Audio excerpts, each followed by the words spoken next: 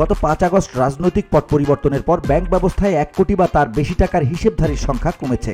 বাংলাদেশ ব্যাংকের জুলাই সেপ্টেম্বর 3 মাসের আর্থিক প্রতিবেদনে এ তথ্য জানা গেছে। প্রতিবেদন অনুযায়ী অন্তত 26,000 কোটিপতি, যাদের সবাই 1 কোটি টাকার বেশি অর্থ উত্তোলন করেছেন। এসব টাকা উত্তোলনের কারণে ব্যাংক হিসেবের ব্যালেন্স 1,500-এর বেশি মানুষের কোটি টাকার নিচে নেমেছে। দেশে প্রকৃত কোটিপতির সঠিক সংখ্যা অনিশ্চিত থাকলেও ব্যাংকে কোটি টাকার হিসেবের সংখ্যা থেকে একটি আনুমানিক সংখ্যা বলা যেতে পারে। প্রতিবেদনে বলা হয়েছে, কোভিড-19 মহামারীর পর থেকে এসব অ্যাকাউন্ট উল্লেখযোগ্য হারে বেড়েছে। বাংলাদেশ ব্যাংকের পরিসংখ্যানে দেখা যায় 1975 সালে 1 কোটি টাকার বেশি হিসাব ছিল মাত্র 47টি। 2015 সালে এই সংখ্যা বেড়ে দাঁড়ায় 57,516 জনে।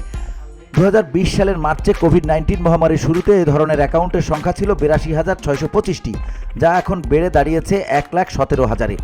অর্থনীতিবিদরা সাম্প্রতিক উত্তোলনের জন্য রাজনৈতিক পরিবর্তনের পরে ক্ষুদ্র আমানতকারীদের মধ্যে আতঙ্ককে দায়ী করেছেন। তাদের মতে, দুর্বল ব্যাংকগুলো কোটিপতিদের বড় অঙ্কের অর্থ বিতরণ করতে হিমশিম খায়, যার ফলে অনেকে তাদের মূলধন শক্তিশালী ব্যাংকে স্থানান্তর করতে বাধ্য হয়। ফলে শক্তিশালী ব্যাংকগুলোতে একক হিসেবে একীভূত তহবিল 1 কোটি টাকা ছাড়িয়ে যেতে পারে। এই প্রবণতার ভিত্তিতে 1 কোটি টাকা বা তদূর্ধ্ব হিসাবের সংখ্যা বাড়বে বলে আশা করা হয়েছিল, কিন্তু প্রত্যাশার বিপরীতে সংখ্যাটা কমেছে। VOD Bangla news desk.